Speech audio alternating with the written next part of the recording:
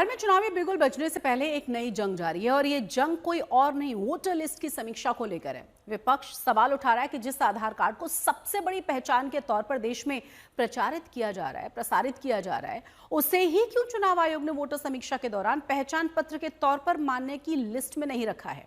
इसी को लेकर तेजस्वी यादव ने चुनाव आयोग से मुलाकात की है, अपनी शिकायतों को रखा है सामने।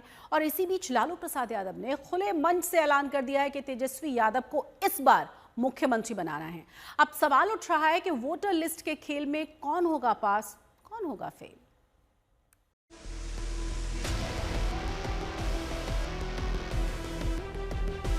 जो पिछले बार 2 वर्ष लगे थे, तो क्या ये पॉसिबल है कि आप 25 दिन में इसको पूरा कर? বাবা মায়ের বার্থ সার্টিফিকেটও দিতে হবে, এটা কি হচ্ছে? आप उन बूथों पर वोट निकालिए जो स्कूल खत्म किए जा रहे हैं, उसमें विरोधी पार्टी को ज्यादा वोट मिला होगा।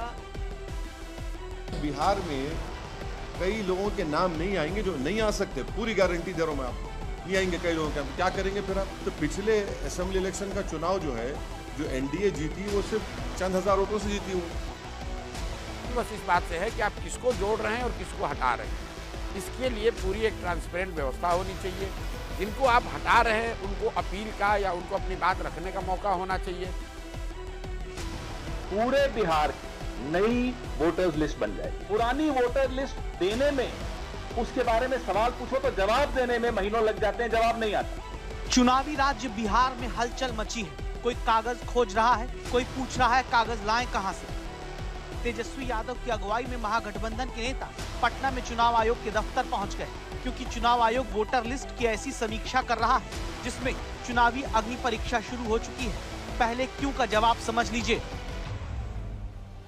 ये फॉर्म सी है जो 2003 के बाद रजिस्टर हुए वोटर्स को भरना है। इस फॉर्म में एक तरफ मौजूदा वोटर आईडी वाला फोटो चिपकाना है, साथ में ताज़ा फोटो।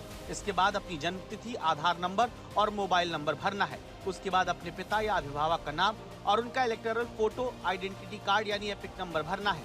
उसके बाद आवेदक को अपनी माता का नाम और एपिक नंबर भरना है। विवाहित होने की सूरत में पति या पत्नी का नाम और एपिक नंबर भरना है। इसके नीचे असली विवाद है, क्योंकि अगर जन्म 1 जुलाई 1987 से पहले हुआ है तो जन्म तिथि और जन्म स्थल का दस्तावेज देना है।